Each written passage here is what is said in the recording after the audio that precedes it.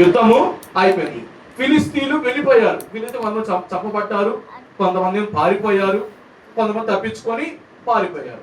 పారిపోగానే ఇప్పుడు ఈ మాట సౌలుకి వినబడి సౌలు చేసిన పని ఏంటంటే జనులు పోగేసుకుని యుద్ధాల కోసం కృతజ్ఞత లేకుండా ఇప్పుడు విచారణ చేస్తున్నాడు. అయ్యా, ఈ జనులు అతని చేతికి నన్ను అప్పగించేదరా? నీ దాసు నాకు వినపడినట్టు సౌలు దిగి వస్తాడా?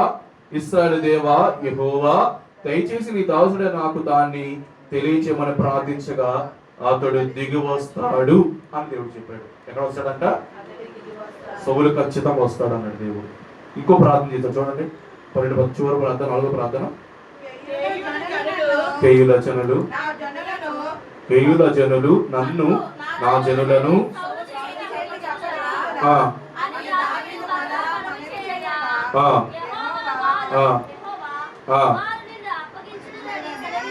వారు నిన్ను అప్పగించదని సెలవించెదరు. హల్లెలూయా. అంటే ఇప్పుడు దాని అర్థం ఏంటంటే సౌలు కృతజ్ఞత లేకుండా ప్రవర్తించాడు.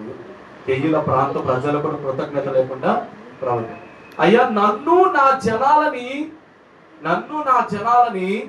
పంపిస్తాడా? నన్ను నా జనాలను అప్పగించేస్తాడా? శత్రువు అంటే ఖచ్చితంగా అప్పగిస్తాడని చెప్పేశాడు. హల్లెలూయా, హల్లెలూయా. అంటే ఈ ప్రార్థన, ఈ వాక్య ఉద్దేశం ఏమిటంటే నువ్వు దేవుడి దగ్గర విచారణ చేసేవాడిగానే ఉండాలి. నువ్వు దేవుడికి ప్రార్థన చేసేవాడిగానే ఉండాలి. నువ్వు దేవుడి వైపు తిరిగేవాడిగానే ఉండాలి. హల్లెలూయా. ఎలా ఉండాలంట? దేవుడి దగ్గర విచారణ చేసేవాడిగానే ఉండాలి. దేవుడికి ప్రార్థన చేసేవాడిగానే ఉండాలి. దేవుడికే మొరపెట్టేవాడిగా ఉండాలి. ఎవరు మొరపెట్టాలంట? దేవుడికే మొరపెట్టేవాడిగానే ఉండాలి. హల్లెలూయా, హల్లెలూయా. నిజంగా ఆ విధంగా ఉంటే ఖచ్చితంగా దేవుడు గొప్ప కృప ఇచ్చేవాడిగా ఉన్నాడు. హల్లెలూయా, హల్లెలూయా. మనం చేయవలసిన పని ఏమిటంటే దేవుడి దగ్గర విచారణ చేసేవారిగా ఉండాలి, దేవుడికి మొరపెట్టేవారిగా ఉండాలి, దేవుడి దగ్గర ప్రార్థన చేసేవారిగా ఉండాలి. అంటే దీన్ని బట్టి మీకు అర్థం ఏమిటి అంటే జనులు ఏ విధము చైతన్యను మారిపోతారు. జనులకు మంచి చేసినా మారిపోతారు, వారికి మేలు చేసినా మారిపోతారు. కానీ మారని వాడు, మార్పు లేని వాడు, నిన్ను కాపాడువాడు దేవుడు మాత్రమే. హల్లెలూయా. ఎవరంటేనా మారని వాడు, మార్పు లేని వాడు, నిన్ను కాపాడువాడు దేవుడు మాత్రమే. శత్రువు యుద్ధానికి వెళ్ళనా విచారణ చేశాడు, దేవుడే కృప చూపించాడు. వీళ్ళు అప్పగించేదా నన్ను అని విచారణ చేశాడు, నేను ఖచ్చితంగా నేను అప్పగిస్తారు అని దేవుడే చెప్పాడు. హల్లెలూయా, హల్లెలూయా. అందుకని మన బాధ, మన కష్టము, మన కన్నీరు అంత ఎవరికి చెప్పాలంటే మన దేవుడికి చెప్పేవారిగా ఉండాలి. మనం ఎంత బాధలో ఉన్నా, ఎంత దుఃఖములో ఉన్నా సరే దేవుడికి ప్రార్థన చేయడం అనేది మర్చిపోకూడదు. ఏమన్నా చెప్పండి, బాధలో ఉన్నా, దుఃఖంలో ఉన్నా, శ్రమలో ఉన్నా, కష్టంలో ఉన్నా దేవుడికి ప్రార్థన చేయడము మర్చిపోకూడదు. చూడండి, చివరకు మార్చదు రోమపత్రిక 8:35 వచ్చినము.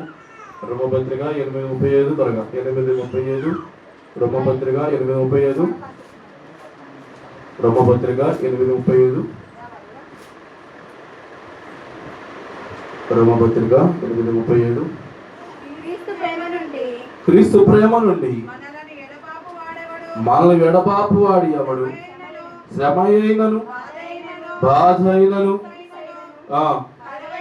కరువైనను, ఉపద్రవమైనను, ఖడ్గమైనను మమ్మల్ని ఎడబాపున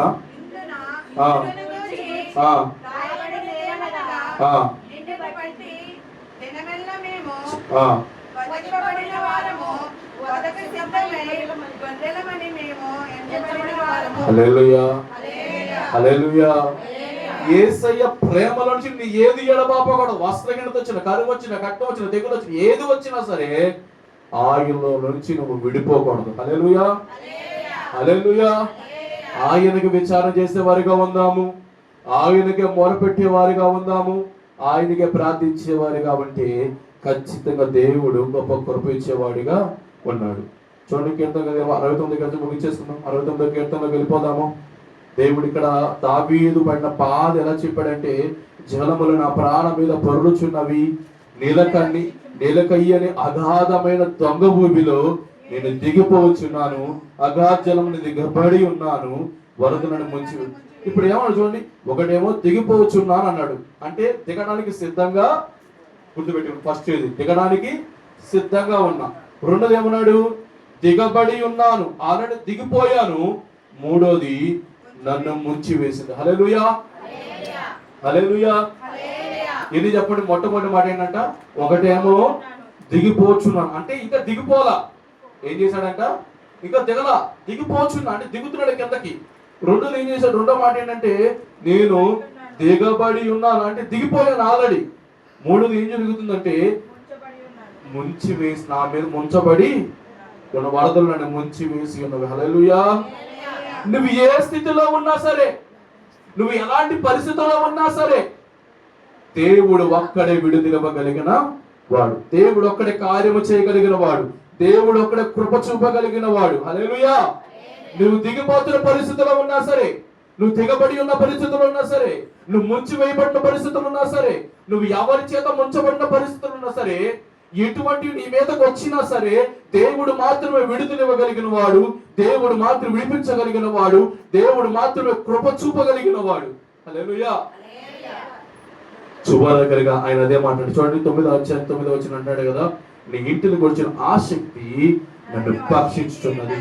నేను దేవుడి మందిరం గురించిన ఆసక్తి నన్ను ఎలా ఉందంటే నన్ను తినేస్తుందంట, నన్ను తినేస్తుంది. అందుకే అంటాడు కదా, నా బ్రతుకు దినంలో నేను కృపాక్షేమం వెంట వచ్చి నేను చిరకాలం యెహోవా మందిరంలో నివాసం చేస్తున్నాడు. ఎంతగా భక్షిస్తామని చెప్పి మాట చూడండి, నేను నిందించిన వారి నిందలు నా మీద పడి ఉన్నవి, నేను ఉపవాసం ఉండి కన్నీరు విడవగా నాకు నిందాస్పదమైన. హల్లెలూయా. నేను ఉపవాసం ఉన్నాను, కన్నీరు విడిచాను, కన్నది నాకు నిందొచ్చింది. గోనె పట్ట వస్త్రం కట్టుకున్నాను, నన్ను చూసి చాలా మంది నవ్వుకున్న, నన్ను చూసి చాలా మంది ఏం చేశాడంట, నవ్వుకున్న నన్ను చూసి. మూడోది అంటున్నాడు, గుమ్మంలో కూర్చున్న వారు నన్ను గురించి మాట్లాడుకున్నారు. గుమ్మ అంటే ఎక్కడది, ఇది గుమ్మమా బయట గుమ్మమా? నా పరిస్థితి చూసి, నా స్థితిని చూసి, నేను కుంగిపోయిన పరిస్థితిని చూసి నన్ను చాలా మంది ఏం చేశారంటే నవ్వుకున్నారు. చాలా మందికి నేను హాస్యాస్పదుడనేటిని అని చెప్పి చివరాక తాగుబోతులంట నన్ను గురించి పాటలు పాడిదారు. అంటే దావీదు ఎంతగా నా గురించి ఇలా అనుకుంటున్నారు. చాలా మంది నన్ను గురించి నవ్వుకున్న వాళ్ళు ఉన్నారు, నా గురించి మాటలు చెప్పుకున్న వారు ఉన్నారు, నా గురించి హాస్యాస్పదులైన వాళ్ళు ఉన్నారు. హల్లెలూయా. శుభరాకరంగా చెప్పిన మాట చూడండి, 11వ వచనంలో, యెహోవా అనుకూల సమయమున నిన్ను ప్రార్థించుచున్నాను. దేవా నీ కృపా బాహువ్యమును బట్టి, నీ రక్షణ సత్యమును బట్టి. ఏమన్నాడు తెలుసా చివరాక, ఇంతమంది నా జీవితంలో ఎదురయ్యారు, ఇంతమంది నా జీవితంలో ఎదురయ్యారు. నేను దిగబడి ఉన్న పరిస్థితుల్లో ఉన్నా, ముంచి వేసిన పరిస్థితుల్లో ఉన్నా, నన్ను చూసి నవ్విన వారు, నన్ను చూసి హాస్యాస్పదులైన వారు చాలా మంది ఉన్నారు, నన్ను చూసి మాట్లాడుకున్న వారు ఉన్నారు, నన్ను చూసి పాటలు పాడుకున్న వారు ఉన్నారు. అయినా సరే నేను చేసిన పని ఏమిటి అంటే యెహోవాకు అనుకూల సమయం నేను ప్రార్థన చేశాను. హల్లెలూయా. అనుకూల సమయం నువ్వు ప్రార్థన చేయాలి. రెండోది ఏంటంటే నీ కృపా బాహుళ్యమును బట్టి, నీ రక్షణ బట్టి, నీ సత్యమును బట్టి నాకు ఉత్తరము. ఎంతమంది ఏమనుకు నాకు అనవసరం, నేనైతే నీకు ప్రార్థన చేస్తున్నా. నీ రక్షణ బట్టి, కృపా బాహుళ్యమును బట్టి, సత్యమును బట్టి నాకు ఉత్తరము. నేను దిగిపోకుండా ఊబిలో నుండి నన్ను తప్పించుము, నా పగవారి చేతుల నుండి, అగాధ జలముల నుండి నన్ను తప్పించుము. నీటి వరదలు నన్ను ముంచనీయమాకు, అగాధ సముద్రం నన్ను మృంగనీయమాకు, గుంట నన్ను మృంగనీయమాకు. హల్లెలూయా, హల్లెలూయా. ఇక్కడ జాగ్రత్త ముగించండి. చివరగా నేను దిగిపోకుండా ఊబిలో నుండి నన్ను తప్పించు అని ప్రార్థన చేశాను. నన్ను 69వ వచనంలో ఏమన్నాడు, ఊబిలో నేను దిగిపోతున్నాను అన్నాడు. ఇక్కడ 69వ అధ్యాయం 14వ వచనంలో ఏమన్నాడు, నేను దిగిపోకుండా నన్ను తప్పించు అన్నాడు. అక్కడేమో దిగిపోతున్నాను. ఒకే వచ్చిన ఏమన్నాడంట, నేను దిగిపోవచ్చున్నాను అన్నాడు. ఇక్కడ ఏమన్నాడంట, నేను దిగిపోకుండా నన్ను తప్పించుము, అగాధ జలములో నుండి నన్ను తప్పించుము, అగాధ సముద్రాన్ని మృంగనీ మాకు, కుంటలను మృంగనీ మాకు అన్నాడు. హల్లెలూయా, హల్లెలూయా. నిజంగా మనం దావీదు వలె ప్రార్థన చేయాలి, దావీదు వలె విజ్ఞాపన చేయాలి, దావీదుల మొర పెట్టాలి. హల్లెలూయా. కొన్నిసార్లు మన జీవితంలో మంచి చేస్తే చెడు ఎదురయ్యింది, మంచి చేస్తే చెడు, మేలు చేస్తే కీడు ఎదురయ్యింది. అది నువ్వు కృంగిపోకూడదు, ఇంకా నేను ఎవరికి మేలు చేయను అనుకోకూడదు. మంచి చేసేవాడిగానే ఉండాలి, మేలు చేసేవాడిగానే ఉండాలి. వాళ్ళు ఎలాంటి వాళ్ళైనా సరే మీరు జాగ్రత్త కదండి. కేయులో చివరగా మాట, కేయులో వాళ్ళు రక్షించలేదా? రక్షించాడు. కేయులో వాళ్ళు తీసుకెళ్ళి దావీదుని శత్రువుకు అప్పగిద్దాం అనుకోలేదా? అనుకో. కేయులో వాళ్ళు తిట్టాడు, ఏమైనా వెళ్ళి దూషించాడా?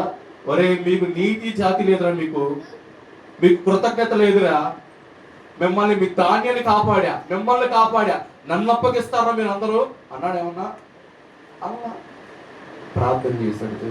అయ్యా సౌలు దిగొస్తాడా నన్ను పట్టుకోవడానికి? దేవుడేమో దిగొస్తాడు. వీళ్ళు నన్ను అప్పగిస్తారా? ఖచ్చితంగా నేను అప్పగిస్తాను. వెనక తిరిగి అడవిలోకి పారిపోయాడు. హల్లెలూయా. దేవుడు ఎదుగు మనకు ఖచ్చితంగా చూపిస్తాడు. మనం మంచి చేసేవారిగానే ఉండాలి, మనం మేలు చేసేవారిగానే ఉండాలి. అంతకంటే ముఖ్యంగా దేవుడికే ప్రార్థన చేసేవారిగా ఉండాలి, దేవుడికి మొరపెట్టుకునే వారిగా ఉండాలి. నీ కష్టమైన, నష్టమైన, బాధైన, శ్రమైన, దుఃఖమైన, సమస్య, నీ జీవితంలో ఏది ఎదురైనా సరే నువ్వు దేవుడికి మొరపెడితే అది ఊబైన దేవుడు రక్షిస్తాడు, అది నువ్వు మునిగిపోతున్న పరిస్థితులు దేవుడు రక్షిస్తాడు, నీ మీద నుంచి పొంగి పొరల సమస్యల నుంచి కూడా దేవుడు విడిపిస్తాడు. హల్లెలూయా. అట్టి విధంగా మనం ఉంటే ఖచ్చితంగా దేవుడు గొప్ప కృపను ఇచ్చేవాడిగా ఉన్నాడు. దేవుడు వాక్యం స్థిరపరిచి బలపరిచి మన జీవితంలో గొప్ప కార్యాలు జరుగును గాక, ఈ వాక్యం ఫలించును గాక. ప్రార్థన చేద్దాం.